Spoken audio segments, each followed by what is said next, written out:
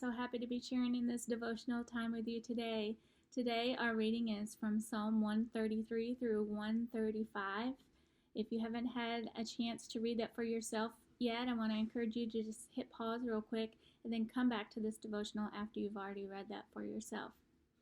Well, I just love how I feel like God uses His Word from all different people and avenues to work together, at least in my brain. So yesterday in Pastor Michael's sermon, he read from Psalm 107 and taught from Psalm 107, where it talks about that let the redeemed of the Lord say so. But then he took us in to the story of the feeding of the 5,000, or what he told us is more appropriately probably at least 15,000 plus people. But he read to us from Luke 9, and he shared how that this story is in all four of the Gospels, Matthew, Mark, Luke, and John. And if you're familiar with this story, then you'll probably know this already, but the story of the feeding of the 5,000 comes after the disciples had been sent out to travel around and share the good news and then come back. And so after they have just come back from working really hard and traveling, when he sent them out, he told them not to take anything with them, not to take any food, not to take anything, just to go. So they had just come back, and Jesus tells them, let's go away somewhere quiet so that they could rest. So I'm sure that the disciples were exhausted and hungry and looking forward to some rest. But what they end up finding is a multitude of people that won't leave and eventually need to be fed.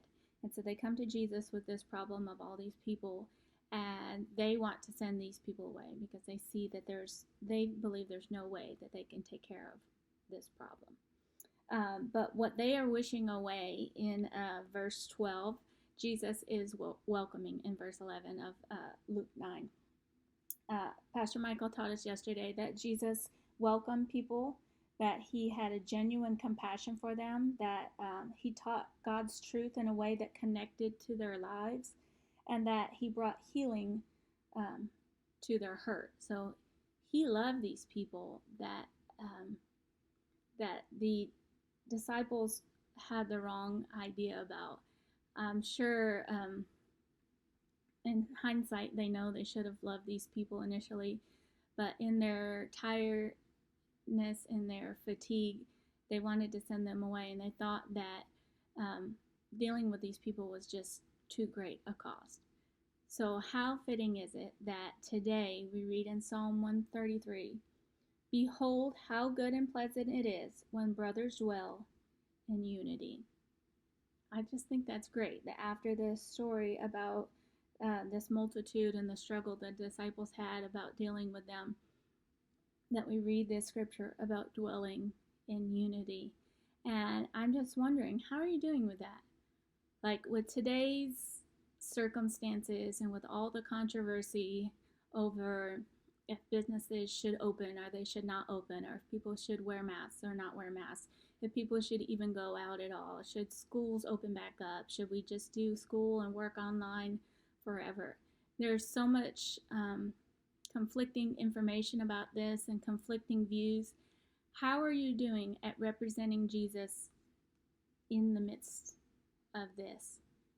Because I want to submit to you that the building up of God's church and the unity of believers is so much more important than your personal views on any of these issues. And I just want to caution us not to be what it talks about in Psalm 135, verses 15 through 18. It talks about idols that were made from the work of human hands. It says, "They have eyes and they don't see, they have ears and they don't hear, and all who make them become like them." I think we're all in danger of doing that. We have to be careful that we don't do that. You know, an idol is whatever we treasure more than God, or whatever drives our thoughts or our actions more than God and more than His Word. And you might say, well, my political views or my views on this quarantine or reopening things, this has not become an idol. Well, Think about it and see if it has. Is it directing your thoughts and your actions? If you're not struggling with it being an idol, and why are you talking about it so much? Why are you posting about it so much? Why are you complaining about it so much? Why are you letting it cause division between you and people that Jesus loved so much that he would die for them? We have to be careful, church, that this is not the way we're going. Scripture is very clear on the importance of unity. 1 John 4:20, if you say you love God who you haven't seen and you hate your brother who you see every day, says you're a liar. Colossians 3:14, beyond all things put on love, which is the perfect bond of unity.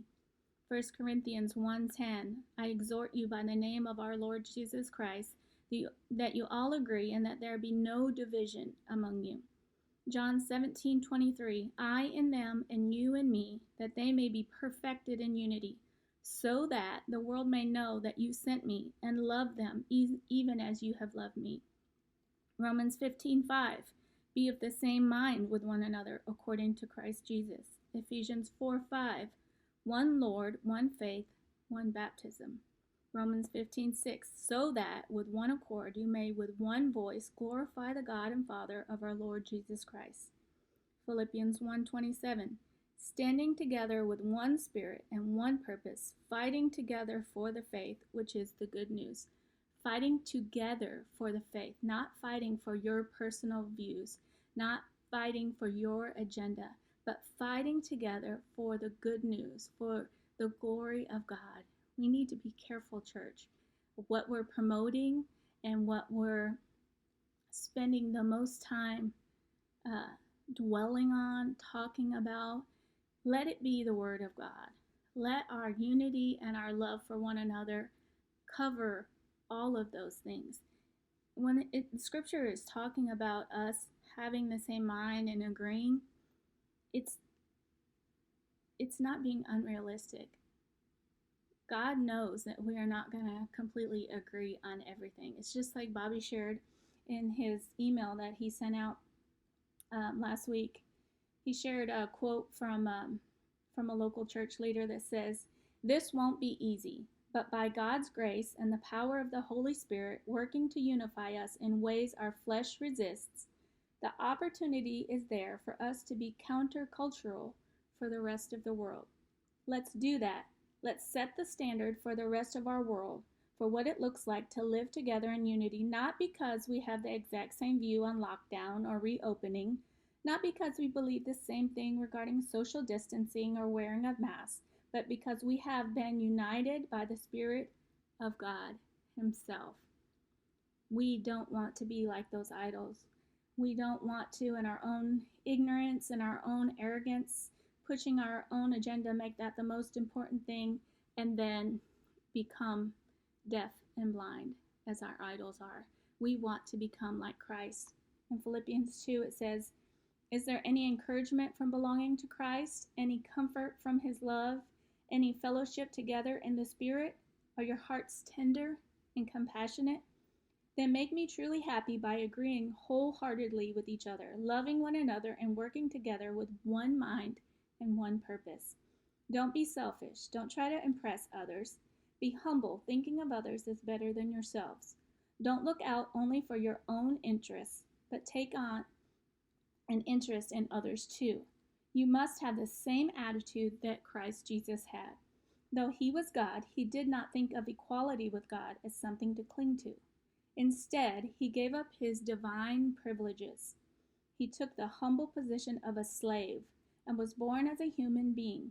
When He appeared in human form, He humbled Himself in obedience to God and died a criminal's death on a cross. This is what we want to be like. We want to be like our Heavenly Father who has set the example for us. And we might be thinking, yeah, that's easy to say, but it's not so easy to do. Well, of course it's not easy. But it doesn't mean that we don't try. It doesn't mean that we don't work at it. You know, when the disciples come to Jesus with this problem, you know, they think that they don't have the means to meet these needs. And Jesus asks them, what do you have? And then He tells them to go and see. Go and see what resources they have to meet those needs. Well, it continues on in Philippians 2, verse 13, it says, "For God is working in you, giving you the desire and the power to do what pleases Him. Do everything without complaining and arguing, so that no one can criticize you." He is giving us the power to do the things that He has called us to do. It's only by His Spirit that we can love people the way He calls us to love. It's only by His Spirit that we can have this amazing unity that He commands us to have. But it is possible, and we need to work at it. I pray that you'll do that this week in word and in action. Love you guys. Look forward to seeing you soon.